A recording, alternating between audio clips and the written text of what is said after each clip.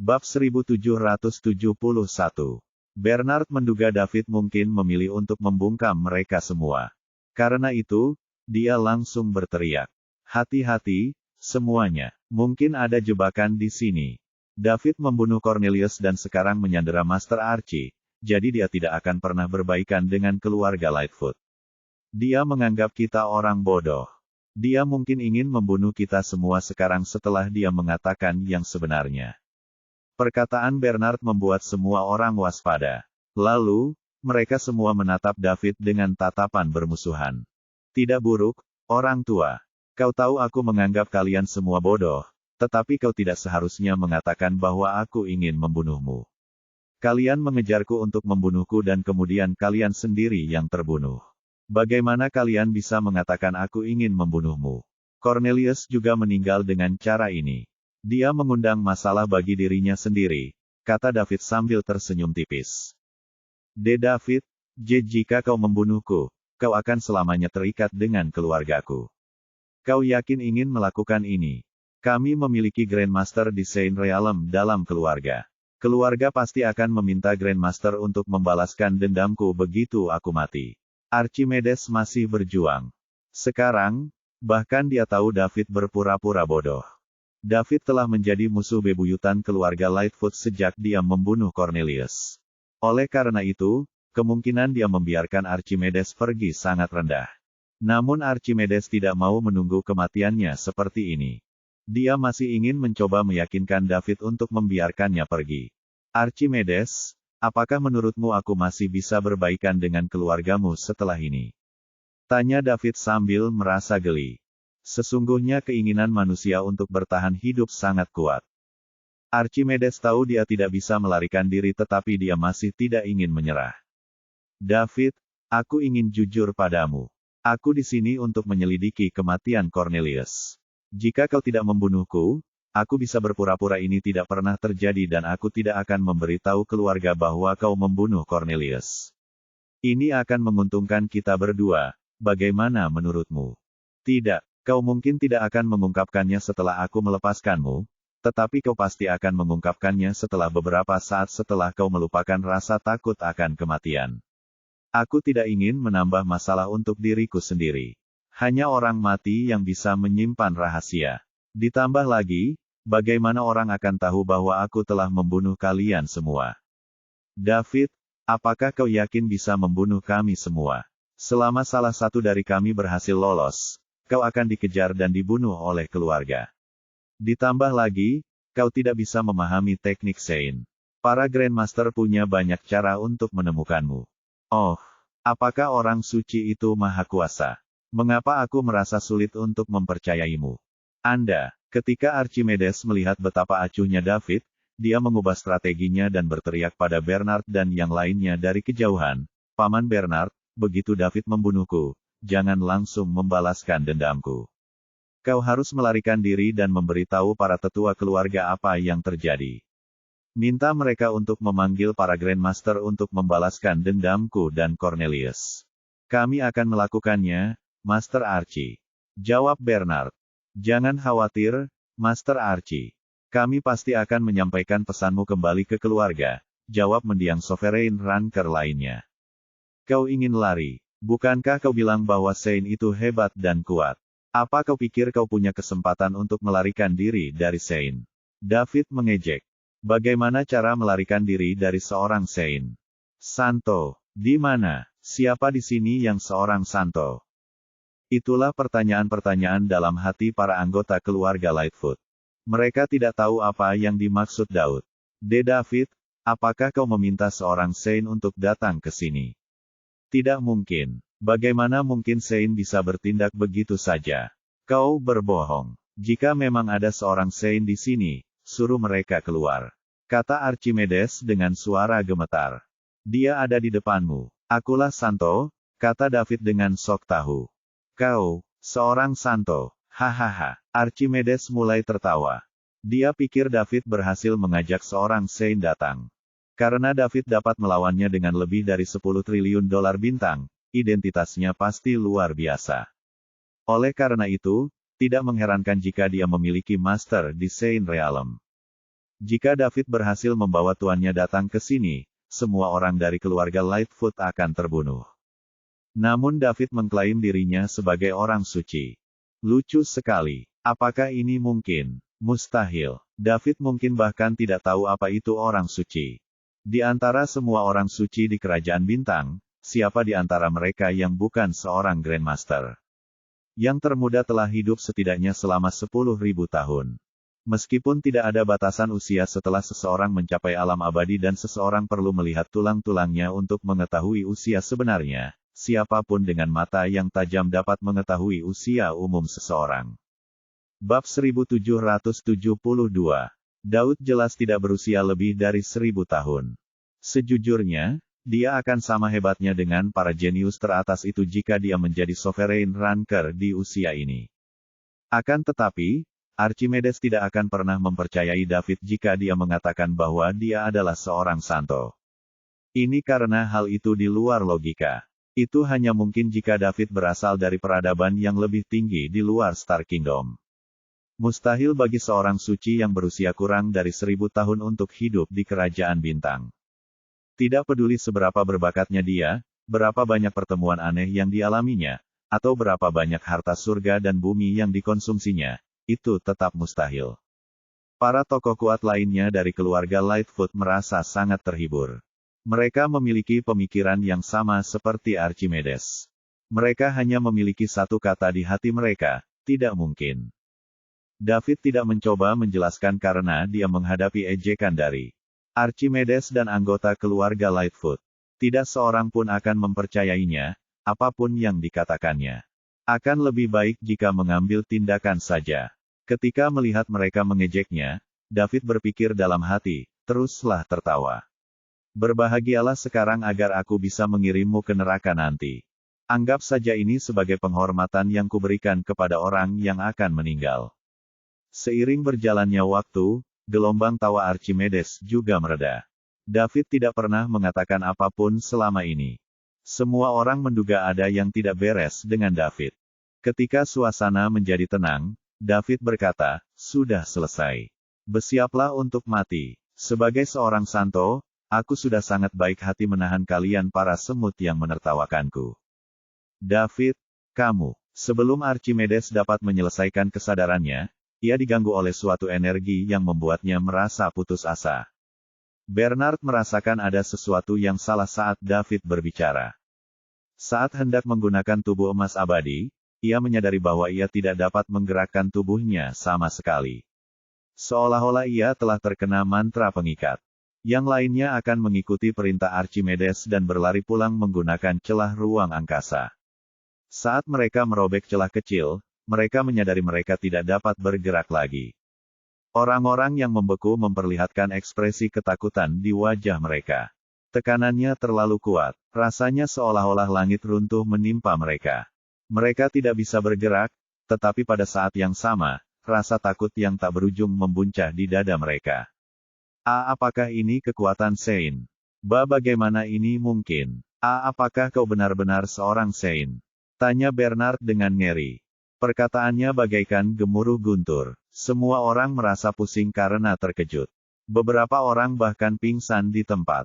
Ketika Archimedes mendengar apa yang dikatakan Bernard, dia muntah darah dan pingsan. Dia berada di samping David sehingga dia bisa lebih merasakan Saint Might milik David.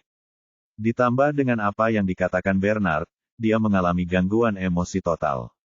Saya telah menyinggung seorang suci yang usianya kurang dari 1000 tahun. Aku mati. Petik 2. Keluarga Lightfoot akan hancur. Bab 1773. Archimedes pingsan karena tekanan fisik dan mental yang begitu besar. Bukan hanya dia saja, banyak sekali immortal ranker yang ada di tempat kejadian perkara yang tidak dapat menahan tekanan ganda tersebut dan mereka pun pingsan. Hanya Bernard dan para sovereign ranker lainnya yang bertahan sambil menggertakkan gigi. David hanya merilis sedikit Saint Might. Jika dia mengeluarkan seluruh kekuatannya, semua orang di tempat kejadian akan mati karena terkejut. Bagaimana mereka mendapat kesempatan untuk pingsan? Kau tidak bisa menghina seorang Saint. Kau sendiri yang mengatakannya, tetapi kau tidak hanya mengejarku, kau bahkan mengejekku tadi. Itu dianggap penghinaan, kan? Bahkan jika aku membunuh kalian semua sekarang, keluargamu tidak dapat melakukan apapun padaku, kata David dalam hati sambil menatap Bernard dan orang-orang lain yang masih bertahan.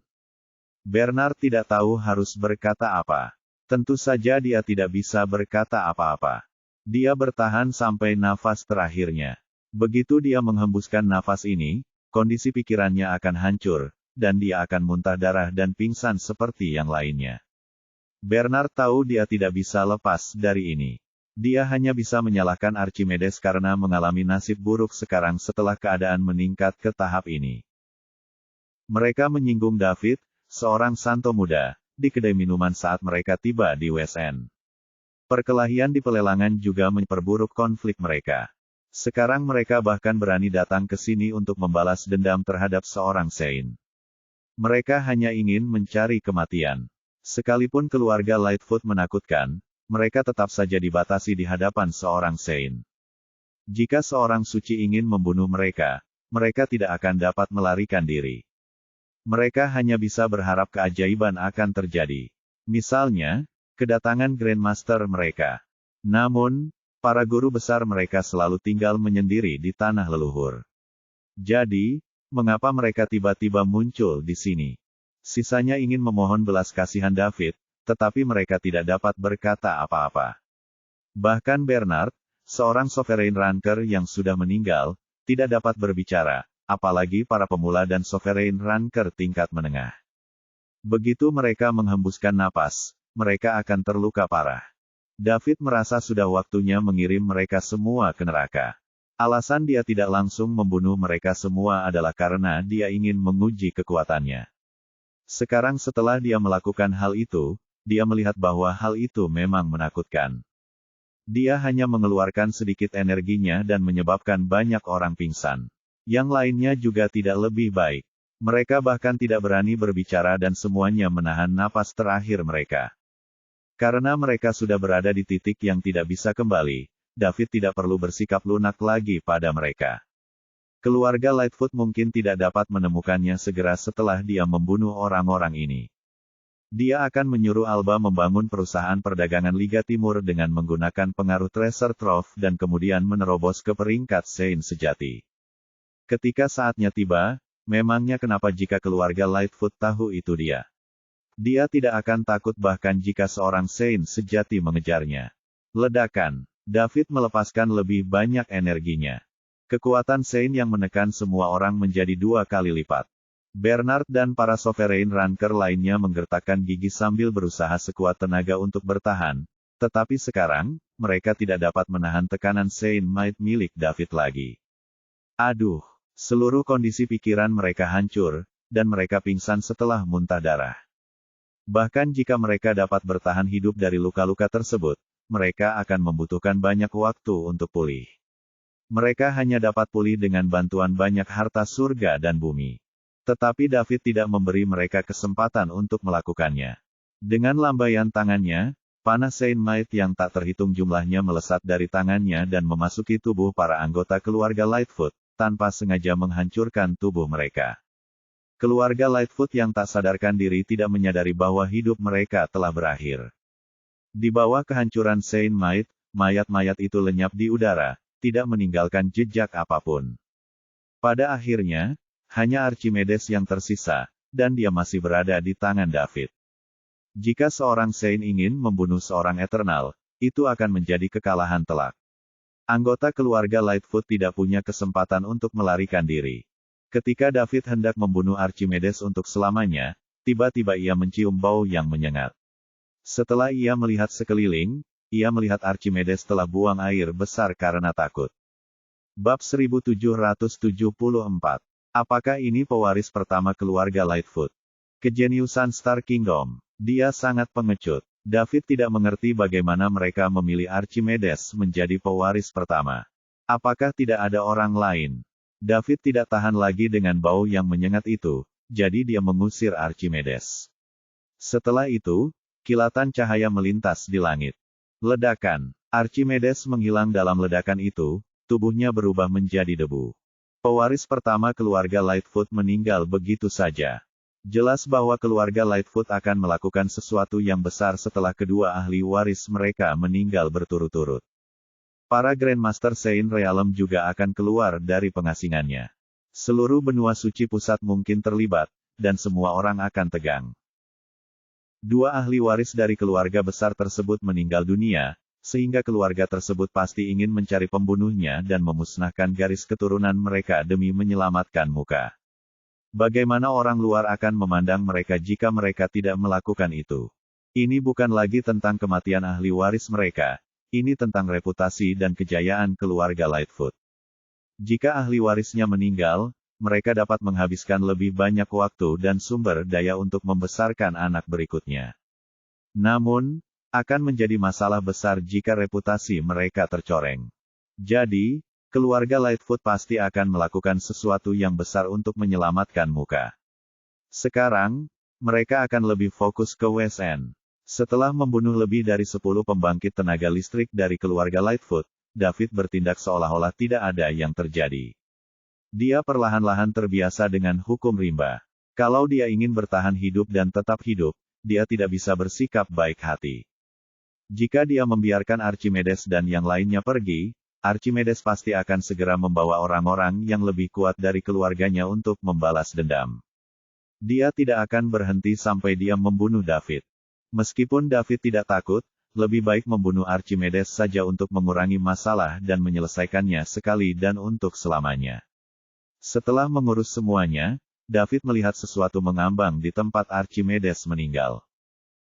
Saint Maidku tidak menghancurkan ini, jadi ini mungkin sesuatu yang baik. David membawanya. Kemudian, dia berbalik dan berkata ke udara di sebelahnya, Nona Felowes, keluarlah jika Anda sudah selesai menonton. Kita harus kembali sekarang. Akan merepotkan jika seseorang melihat ini. Keluarga Lightfoot besar, jadi akan merepotkan jika mereka membalas dendam terhadap Anda. Setelah David mengatakan itu, dia melihat udara di depannya bergetar. Kemudian, sebuah retakan muncul dan sosok cantik keluar dari sana. Patung itu milik Alba. Setelah dia keluar dari ruang kerja Valerio, dia mendengar bahwa David telah meninggalkan markas Treasure Trove. Dia tahu David akan mencari Archimedes, jadi dia mengikutinya. Pada akhirnya, dia melihat sesuatu yang tidak akan pernah dilupakannya. Meskipun dia mengetahui bahwa David adalah seorang santo dari Valerio, dia tetap sangat terkejut ketika melihat kejadian itu di hadapannya. Puluhan pembangkit tenaga listrik terbunuh begitu saja, tanpa meninggalkan jejak apapun. Di antara mereka bahkan terdapat 2 orang Sovereign Ranker yang terlambat. Mereka dianggap cukup kuat di Kerajaan Bintang. Akan tetapi, mereka sama sekali tidak dapat melawan David. Apakah seperti ini yang dimaksud orang suci? Dia memang sangat kuat. Bahkan seorang Saint seperti kakek Val pun tidak dapat bersaing dengan David. Itulah kali pertama Alba melihat seorang Saint dalam pertempuran. Keluarga Felowes memiliki beberapa Grandmaster Saint Realm, tetapi mereka semua hidup menyendiri dan jarang keluar. Oleh karena itu, Alba tidak pernah melihat mereka membunuh siapapun. Bab 1775. Alba berjalan keluar dari celah angkasa dan memandang David yang berdiri gagah di udara. Matanya berbinar karena terkejut. Pada saat yang sama, dia tidak dapat menenangkan dirinya dari keterkejutannya. Siapakah yang mengira bahwa pemuda ini adalah seorang suci? Kalau saja dia seorang Saint, Alba tidak akan begitu bersemangat. Lagi pula, ada orang suci sejati, dan orang suci-suci. Pada saat yang sama, keluarganya memiliki lebih dari 1 orang suci sejati. Kuncinya adalah David masih sangat muda. Potensi masa depannya dan gurunya yang mendukungnya adalah alasan sebenarnya mengapa Alba begitu bersemangat. Dia adalah seorang santo yang masih sangat muda, jadi prestasinya di masa depan tidak ada habisnya. Alba muncul di hadapan David di udara dan menyatukan kedua tangannya. Setelah itu, ia meletakkannya di sisi kanan pinggangnya dan membungkuk sedikit untuk memberi hormat kepada David. Ia berkata, Tuan David, Alba menyapa Anda. Nona Felowes, apa yang sedang Anda lakukan? Tanya David penasaran. Tuan David, mohon maaf jika saya pernah menyinggung Anda di masa lalu. Mohon jangan dimasukkan ke hati. Saya rabun jauh sehingga tidak bisa melihat tubuh ramping Anda. Sekarang setelah saya melihatnya, saya tahu Anda sudah berada di puncak kerajaan bintang. Saya sangat heran. Nona Velowes, kita berteman, dan ini tidak ada hubungannya dengan identitas atau kekuatan kita. Aku tidak ingin mencampurkan hal lain ke dalam ini, jadi aku tidak memberitahumu kekuatanku. Kali ini, aku hanya bertindak karena Archimedes dan Cornelius. Aku tidak ingin merusak hubungan di antara kita. Tuan David, merupakan kehormatan bagi saya untuk diakui oleh Anda dan menjadi teman Anda. Saya adalah alasan Cornelius melakukan itu, jadi saya akan melakukan segala daya saya untuk melayani Anda, Tuan. Kemudian, saya akan membangun Islik Trading Company secepat mungkin sehingga Anda dapat kembali dan melapor kepada Tuan Anda. David ingin mengatakan sesuatu, tetapi ketika dia mendengar apa yang dikatakan Alba di akhir, dia menyerah. Tak ada hal lain yang berarti selama Alba dapat membangun Islik Trading Company. Keluarga Lightfoot memiliki Grandmaster yang berada di pangkat Saint sejati, jadi dia harus meningkatkan dirinya ke pangkat Saint sejati juga. Jika tidak, akan terlalu sulit baginya untuk melawan seorang suci sejati sebagai seorang prasuci, sekalipun ia memiliki kekuatan pikiran, pedang pemecah kejahatan, dan palu dewa petir. Terima kasih, Nona Velowes. Aku perlu merepotkanmu dengan Islik Trading Company. Selama aku bisa menunjukkan hasil yang memuaskan tuanku, kau bisa meminta apapun yang kau inginkan dariku dan aku akan memenuhinya sebaik mungkin. Jika aku tidak bisa melakukannya sendiri, aku akan membiarkan tuanku yang melakukannya. Alba memiliki ekspresi gembira di wajahnya. Dia sedang menunggu itu. Dilihat dari kedudukan Daud di hati tuannya, asal ia mengatakan sesuatu, tuannya pasti akan menyetujuinya. Keluarga Velowes saat ini sangat membutuhkan bantuan seorang santo suci. Terima kasih, Master David. Ayo kita kembali sekarang. Saya ingin mulai bekerja sekarang dan menyelesaikan tugas Anda secepatnya, kata Alba. Dia tidak sabaran. Anders akan menerobos sebagian Saint Rank dan keluar kapan saja sekarang. Ketika itu terjadi, keluarga Palmore pasti akan datang untuk membicarakan pernikahan mereka. Oleh karena itu, dia harus melakukan sesuatu selama periode ini. Itulah yang ada di pikiranku, David tersenyum dan berkata. Dia juga berharap Alba dapat membangun Islik Trading Company sesegera mungkin. Tentu saja, menghabiskan uang untuk mendapatkan poin mewah adalah tujuan utamanya. Keduanya menghancurkan ruang dan kembali ke markas Treasure Trove menggunakan ruang berdimensi tinggi. Tak lama setelah mereka pergi, orang-orang mulai mendekati tempat ini secara perlahan. Masih ada orang-orang yang tidak takut dengan kematian, atau orang-orang yang percaya diri dengan kekuatannya untuk maju dan ikut bersenang-senang. Akan tetapi, David tidak meninggalkan jejak apapun, sehingga orang-orang itu hanya bisa kembali dengan semangat yang membara. Di ujung timur benua suci tengah, terdapat kompleks bangunan yang tenang dan tanpa hiasan. Itu adalah rumah leluhur keluarga Lightfoot. Banyak sekali anggota keluarga yang bercocok tanam di sini. Saat ini, kepala keluarga, Dax Lightfoot, sedang menulis di ruang kerja. Dia suka menulis, jadi dia menghabiskan banyak waktu untuk melakukannya setiap hari. Ketika dia fokus pada tulisannya, tok tok tok, dia mendengar ketukan cepat di pintunya. Dax mengerutkan kening. Bab 1776. Semua orang di keluarga Lightfoot tahu bahwa Dax tidak suka diganggu saat sedang menulis. Oleh karena itu, sesuatu yang mengerikan pasti telah terjadi jika orang itu mengetuk pintunya sekarang. Meski tidak senang, Dax tetap berkata, "Masuklah." Seorang lelaki tua berambut putih masuk setelah membuka pintu. Orang ini adalah kepala pelayan senior keluarga, Duke Lightfoot. Di saat yang sama, dia juga merupakan seorang sovereign ranker puncak. Lord Dax, Duke memanggil dengan hormat setelah dia masuk.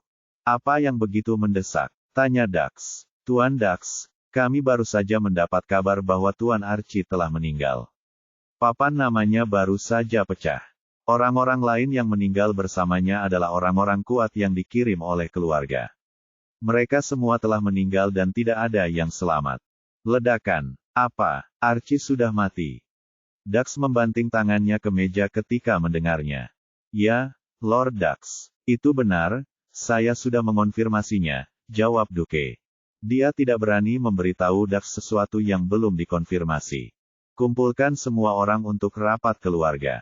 Aku ingin melihat siapa yang berani membunuh dua ahli waris kita. Apakah mereka pikir kita lemah? Beraninya mereka membunuh singa di sarangnya. Mereka benar-benar ingin mati, gerutu Dax. Baik, tuanku. Saya akan mengadakan rapat sekarang juga. Duke meninggalkan ruangan setelah mengatakan itu. Dax berdiri tegak di tanah, darahnya mendidih. Sudah berapa lama sejak pewaris kedua meninggal? Kita belum menemukan pembunuhnya dan sekarang pewaris pertama juga sudah meninggal. Mereka jelas menamparkan wajah keluarga Lightfoot. Siapa yang begitu berani? Jika aku tidak menemukan mereka dan memusnahkan seluruh garis keturunan mereka, aku tidak akan bisa meredakan kemarahan keluarga.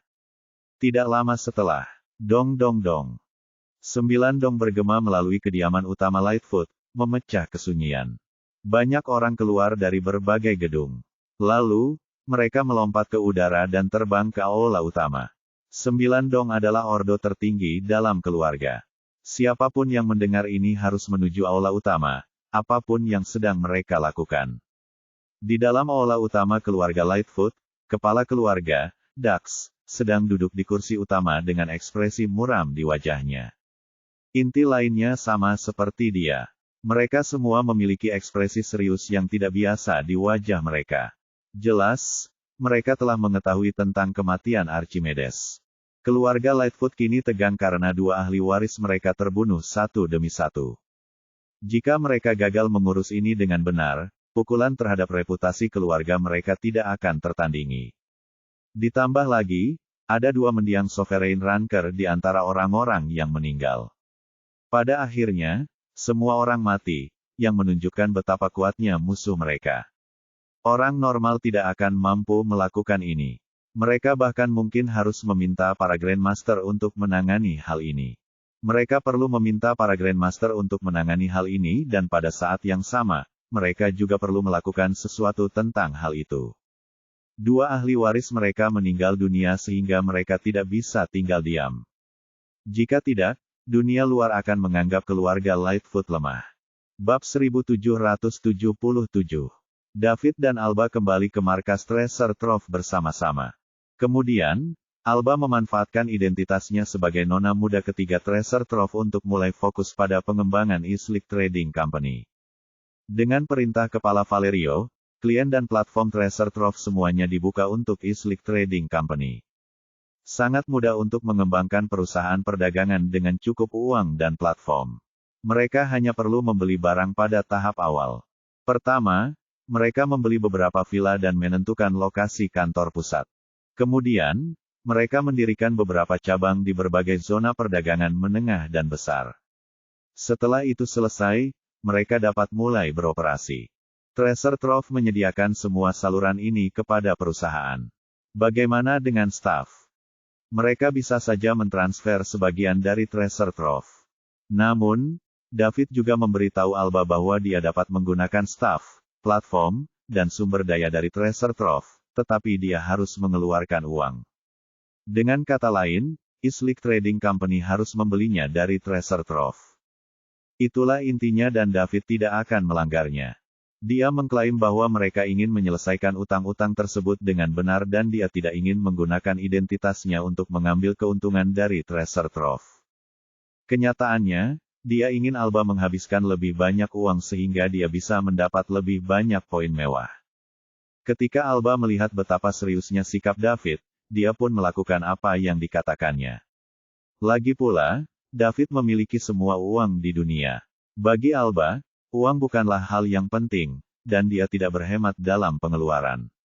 Ini benar-benar sesuai dengan keinginan David. Saat Alba berkeliling untuk perusahaan perdagangan Liga Timur dan David tidak ada kegiatan apapun, dua keluarga besar benua suci pusat, keluarga Lightfoot dan Fellows, telah meminta agar para Grandmaster Saint Rank mereka keluar dari pengasingan. Keluarga Lightfoot ingin menemukan orang yang membunuh Archimedes dan Cornelius, sementara keluarga Fellows ingin memastikan David tidak berbohong tentang identitasnya. Jika Valerio mengatakan yang sebenarnya, David tidak hanya akan menjadi seorang santo muda, tetapi ia juga akan memiliki seorang santo suci sebagai gurunya. Demi menjaga kejayaan keluarga dan lepas dari kendali keluarga Palmore, keluarga Veloes rela bertaruh pada hal ini. Mereka tahu tentang ambisi keluarga Palmore. Namun, mereka tidak pernah memiliki kesempatan untuk melarikan diri. Sekarang mereka punya kesempatan, keluarga akan memberi perhatian besar pada hal itu. Itulah sebabnya mereka mengirim para orang suci ke depan. David tidak tahu bahwa orang-orang suci dari kedua keluarga telah datang untuknya. Saat ini, David sedang bermain-main dengan benda yang jatuh dari tubuh Archimedes di kamarnya. Itu adalah batu sebesar kepalan tangannya. Permukaannya halus seperti batu giok dari bumi. Karena benda ini tidak hancur karena kekuatan sucinya, maka itu pasti sesuatu yang baik. Akan tetapi, David mengamatinya cukup lama, tetapi tetap tidak dapat mengatakan apa itu. Ia tidak dapat menemukan rahasia di balik batu ini. Sistem juga tidak menunjukkan kepadanya sejarah batu ini. Dia ingin meminta Alba untuk melihatnya. Karena Alba punya banyak pengetahuan dan pengalaman, dia mungkin tahu apa ini. Namun, Alba sangat sibuk dengan perusahaan perdagangan Liga Timur, jadi dia tidak ingin mengganggunya untuk saat ini. Bab 1778. Hal terpenting saat ini adalah mengembangkan perusahaan perdagangan Liga Timur, menghabiskan uang, memperoleh poin mewah, dan mencapai peringkat Saint sejati. Dia akan perlahan-lahan meneliti batu itu setelah ini. Jika tidak bisa, maka ia akan meminta bantuan Alba setelah berhasil membawa perusahaan ke jalur yang benar. David telah lama mengutak-atiknya. Ia telah mencubit, menggosok, meremas, dan melemparkan batu itu, tetapi selain mengetahui bahwa batu itu sangat keras, ia tidak menemukan apapun. Apakah batu ini tidak berguna selain bagian luarnya yang keras? David tidak percaya. Jika saja benda itu keras, Archimedes tidak akan membawanya. Berdasarkan identitas Archimedes, dia hanya akan membawa batu ini jika berguna. Karena sistem tidak berencana untuk memperkenalkan batu ini, David akan membuka sistem sendiri untuk melihat apakah ia akan bereaksi. Kemudian, David membuka panel sistemnya. Pembawa acara, David Liddell. Saldo, 9,85,701,990 dolar bintang. Isi, level Prasein 1, Anda dapat meningkatkan satu level menggunakan 10.000 poin mewah. Pikiran, level kedaulatan 10, Anda dapat meningkatkan menggunakan 100.000 poin kemewahan. Pertarungan, Saint Realm pemula prapangkat Saint. Keterampilan tempur, pukulan void, kesempurnaan tamparan penghancur udara, kesempurnaan teknik pedang pembelah kejahatan, kesempurnaan. Keterampilan, pengobatan tradisional kuno, kesempurnaan. Poin mewah, 900. Tidak ada perubahan pada sistem. Islik Trading Company belum resmi mulai mengeluarkan uang. Sekarang, masih dalam tahap persiapan. Namun, Alba memberitahu David bahwa Islik Trading Company akan mulai membeli beberapa villa sebagai kantor pusat. Mereka akan segera mulai menghabiskan uang. Setelah itu, mereka akan mulai menghabiskan lebih banyak uang. Jika mereka ingin membangun cabang di zona perdagangan menengah atau besar, mereka juga perlu membeli banyak sumber daya setelah mulai beroperasi secara normal.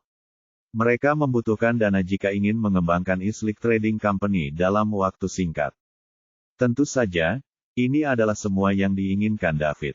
Tujuan utamanya dalam memulai Islik Trading Company adalah untuk menghabiskan uang dan mendapatkan poin yang melimpah. Akan lebih baik lagi jika dia bisa menghabiskan triliunan sesegera mungkin untuk membantunya mencapai prapangkat Saint. Data sistemnya tidak menarik. Kemudian, David mengambil batu itu dan memegangnya di depan matanya. Ia ingin mencocokkan batu itu dengan panel sistem untuk melihat apakah sistem dapat mendeteksinya. Setelah keduanya bertemu, sistem berubah, dan pop-up baru muncul. Batu luar angkasa tingkat rendah, batu luar angkasa adalah biji dengan kekuatan luar biasa di alam semesta. Ini adalah harta karun yang langka. Batu ini memiliki kekuatan luar angkasa dan setelah disempurnakan, dapat digunakan sebagai tempat penyimpanan. Batu luar angkasa level rendah memiliki ruang penyimpanan 1 meter kubik, sedangkan batu luar angkasa level menengah memiliki ruang penyimpanan 10 meter kubik. Demikian pula, dengan setiap peningkatan level batu luar angkasa, penyimpanannya akan meningkat 10 kali lipat dan nilainya juga akan meningkat 10 kali lipat.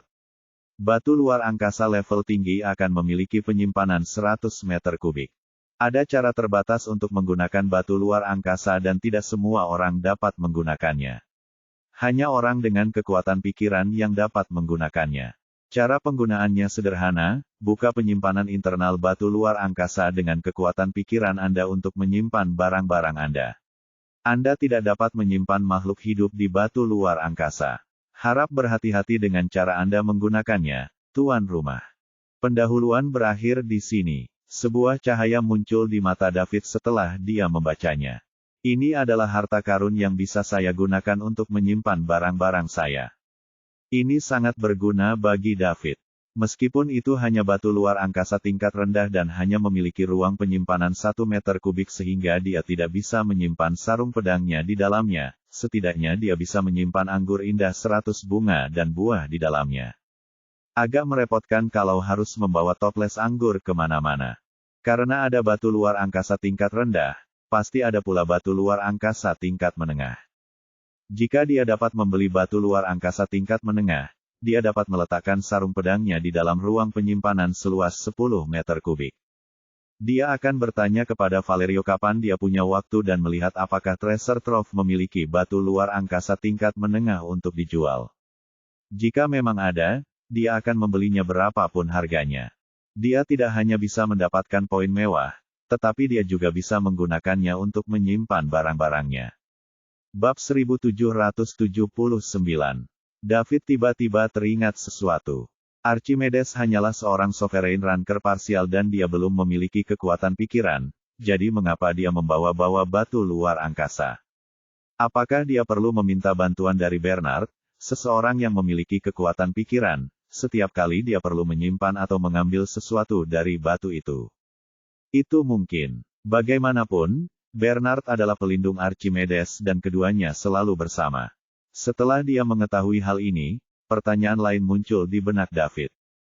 Karena sistem mengatakan batu luar angkasa adalah sesuatu yang berharga, mengapa sistem tidak menilainya? Dia hanya tahu bahwa palu dewa petir bernilai lebih dari 11 triliun dolar bintang. Berapa jumlahnya secara pasti, David tidak tahu. Berdasarkan perilaku sistem sebelumnya, sistem akan menampilkan pengenalan dan penilaian untuk setiap item yang disentuh David. Akan tetapi, hal itu tidak terjadi pada 2 item terakhir. Apa yang salah? David membandingkan harta karun yang dinilai sistem saat itu dengan palu dewa petir dan batu angkasa. Kemudian, dia melihat perbedaan yang sangat jelas di antara keduanya. Kapanpun sistem memperkenalkan atau menilai suatu barang, barang tersebut bukanlah milik David. Akan tetapi, palu dewa petir dan batu angkasa kini menjadi miliknya. Mungkinkah ini alasannya? Mungkin sistem mengira harta karun itu sudah miliknya sehingga tidak ada gunanya menilai harta karun itu. David tidak akan menghabiskan uang untuk membeli sesuatu yang sudah menjadi miliknya, bukan? Apapun, lupakan. Saya akan mencobanya di masa mendatang untuk mengonfirmasi hal ini. Untuk saat ini, mari kita lihat apa yang dimiliki Archimedes di batu luar angkasa tingkat rendahnya. David melepaskan kekuatan pikirannya dan menyentuh batu luar angkasa. Kemudian, ia memasuki ruang kecil dengan mudah. Ada banyak barang di dalamnya. Ada 3 senjata soulbound, 2 tingkat pemula dan 1 tingkat menengah. Ada juga beberapa batu kenangan. Sebagian besar barang itu adalah barang yang didapatnya di pelelangan.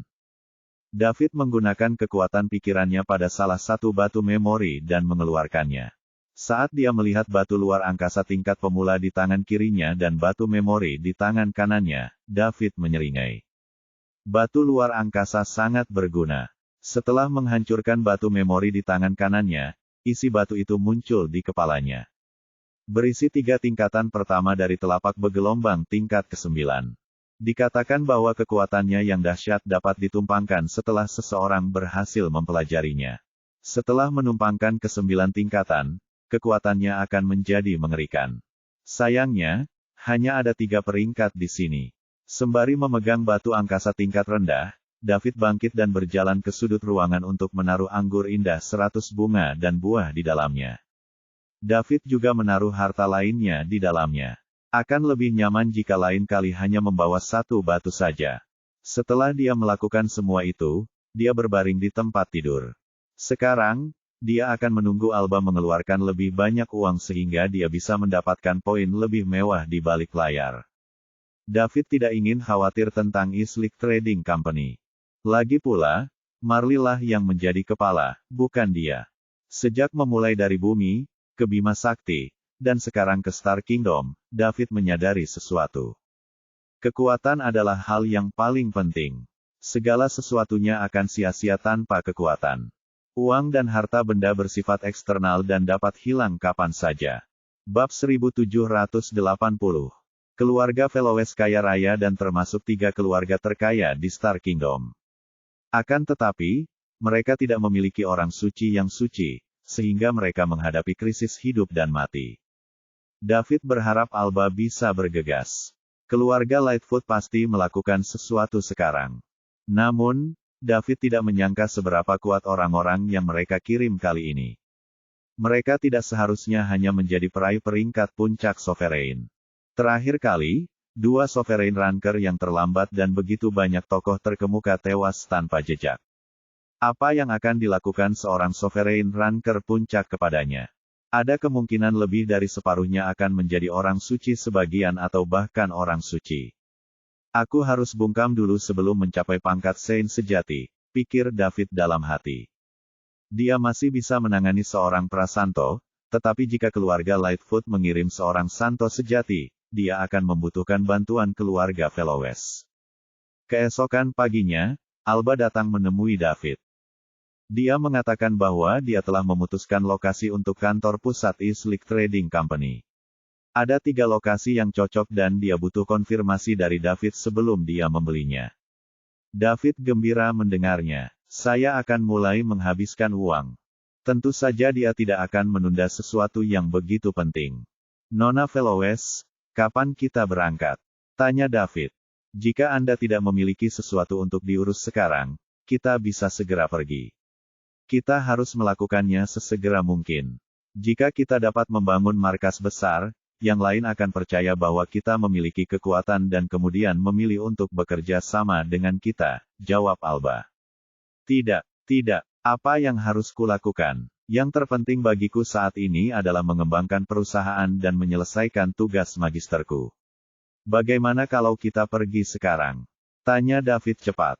Tentu saja, kita satu-satunya yang pergi kali ini jadi kita bisa pergi dari celah angkasa. Akan sedikit lambat untuk naik kapal dagang.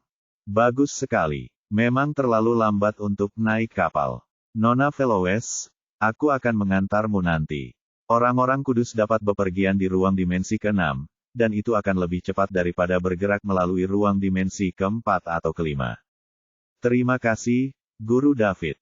Sama-sama, saya perlu berterima kasih. Anda telah bekerja keras untuk perusahaan.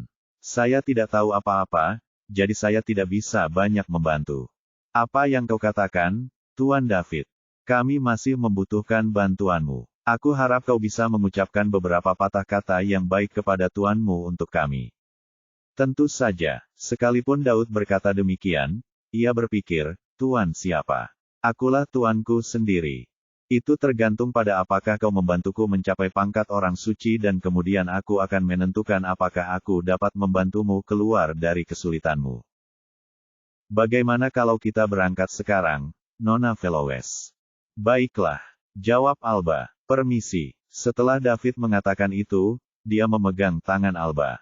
Ini adalah pertama kalinya dia membawa seseorang ke ruang berdimensi tinggi, jadi David tidak tahu apakah akan terjadi kecelakaan. Oleh karena itu, lebih baik ia memegang tangan Alba dan mendekatkannya. Dengan cara ini, bahkan jika sesuatu terjadi, David dapat segera menanganinya dan melindungi keselamatan Alba. Dalam keadaan normal, Alba hanya dapat melakukan perjalanan di ruang dimensi ke-4 berdasarkan kekuatannya. Ketika David memegang tangannya, wajah Alba yang tak tertandingi di balik kerudungnya berubah menjadi merah. Itulah pertama kalinya dia berpegangan tangan dengan seseorang yang seusia dengannya. Anehnya, Alba tidak merasa jijik.